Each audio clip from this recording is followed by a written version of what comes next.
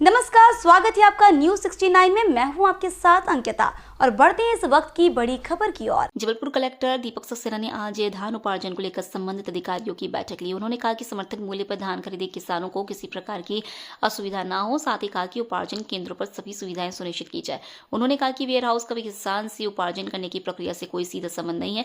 किसान भ्रमित न हो। किसान स्लॉट बुकिंग कर उपार्जन केंद्र पर जाकर बिना किसी बाधा के FAQ धान विक्रय कर सकते हैं। यदि किसी उपार्जन केंद्र पर किसानों को धान विक्रय करने में परेशानी हो रही हो तो वे सीधे जिला कलेक्टर को मोबाइल नंबर 9407083130 पर व्हाट्सएप कर सकते हैं। उन्होंने कहा कि उपार्जन केंद्र पर किसानों से धान क्रय करने में यदि किसी व्यक्ति अथवा एजेंसी द्वारा अवरोध उत्पन्न कर शासकीय कार्य में बाधा पैदा की जाएगी तो उनके विरुद्ध कठोर दंडात्मक कार्रवाई की जाएगी। कलेक्टर सक्सेना ने कहा कि उपार्जित फसल की सुरक्षा के समुचित प्रबंध करें। अधिकारी फील्ड विजिट करें और जहां ज्यादा खरीदी हो रही है वहां जाकर देखें। उपार्जन में किसी प्रकार की लापरवाही बर्दाश्त नहीं की जाएगी अतः सभी अधिकारी उपार्जन नियम के अनुसार तत्परता से कार्य करें। जबलपुर से न्यूज 69 के लिए वाजिद खान की रिपोर्ट।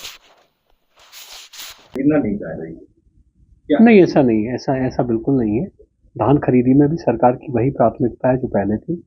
मैं लगातार कई बार इसको क्लियर कर चुका हूँ कि सरकार जो है किसानों को ये सर्वोच्च प्राथमिकता है हमारी, और हम धान खरीदी के लिए पूरी तरीके से प्रतिबद्ध हैं। हमारे यहाँ धान खरीदी की व्यवस्थाएं उसी तरह की है जैसे कि पिछले साल थी। पिछले 2-3 दिनों से मैं लगातार इस बात के आंकड़े भी आपको दे रहा हूँ कि पिछले साल की तुलना में इस साल कितनी धान खरीदी हुई है। लगभग सामान्य, कहीं कोई खास अंतर उसमें नहीं है। इस बार केवल ये हुआ है कि जो वेयर हाउस एसोसिएशन है उसने कुछ भ्रम फैलाने की कोशिश की है कि उनकी तकलीफ की वजह से धान खरीदी में दिक्कत जाएगी। मैं आपके माध्यम से सभी किसानों को ये अवगत कराना चाहता हूँ कि वेयर हाउस का रोल धान खरीदी में कुछ भी नहीं है, कुछ भी नहीं है। धान की जो खरीदी होती है वो नागरिक आपूर्ति निगम के द्वारा की जाती है, सोसाइटी के माध्यम से की जाती है।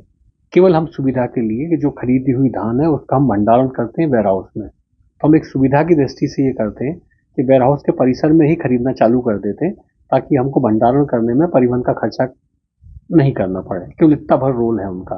तो धान तो खरीदी जा रही है, धान को खरीदने में, धान के आधार पर, खरीदी के आधार पर किसानों को भुगतान होने में वेयर हाउस का कोई रोल नहीं। वेयर हाउस का रोल तब चालू होता है जबकि हम किसान से धान खरीदी कर लेते हैं और खरीदी करने के बाद उसका भंडारण करते हैं, तब वेयर हाउस का रोल चालू होता है। तब तक वेयर हाउस का कोई रोल नहीं है। इसीलिए मैं लगातार इस बात को कह रहा हूँ कि वेयर हाउस एसोसिएशन की जो मांगे हैं, वो जो भी प्रदर्शन कर रहे हैं, जिस भी तरह की अपनी बातें रख रहे हैं, उससे किसानों को भ्रमित होने की आवश्यकता नहीं। किसान यदि बेचना चाहते हैं, स्लॉट बुकिंग करें, उपार्जन केंद्र पर पहुंचे, वहां पर उनकी खरीदी जो है सोसाइटी करेगी, नागरिक आपूर्ति निगम उसके आधार पर उनको पेमेंट करेगा। भंडारण का काम बाद में होगा, उससे किसानों का कोई सरोकार नहीं है। वो हमारा सिरदर्द है कि हमको कैसे भंडारण करना। कितने केंद्र बनाए? अभी हमने 86 केंद्र बनाए हैं। लास्ट ईयर हमारे 121 केंद्र थे। लास्ट ईयर हमारी करीब 5.5 लाख मीट्रिक टन की खरीदी हुई थी।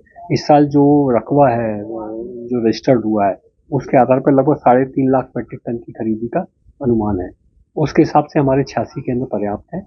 लेकिन इसके बावजूद पाटन में और मझौली में कुछ ऐसा एरिया है जहाँ पर कि हमको वेयर हाउस नहीं मिल पाए हैं और कुछ सोसाइटी हमको पाटन नहीं मिल पाए हैं। तो करीब 10-12 केंद्र हम और वहाँ खोलने की कोशिश कर रहे हैं। उसके लिए हमने CLF के प्रस्ताव राज्य शासन को भेजे और सोसाइटी को तीसरा केंद्र खोलने की जो अनुमति है उसके प्रस्ताव भी भेजे। वो विद इन ए वीक कुछ 5-10 केंद्र जो मझौली क्षेत्र में और पाटन क्षेत्र में बच गए हैं वो भी चालू हो जाएंगे। किसानों को सर दूरी का भी सुविधा हो रही है। यही बात मैं आपको कह रहा हूँ। पाटन में और मझौली में कुछ केंद्र ऐसे हैं जहाँ पर कि 12, 15, 20 किलोमीटर तक किसानों को चलना पड़ रहा है। उसको हम उस दूरी को कम करने का कोशिश कर रहे हैं। इस खबर पर आपकी क्या है राय, हमें कमेंट सेक्शन में जरूर बताएं। तब तक के लिए धन्यवाद।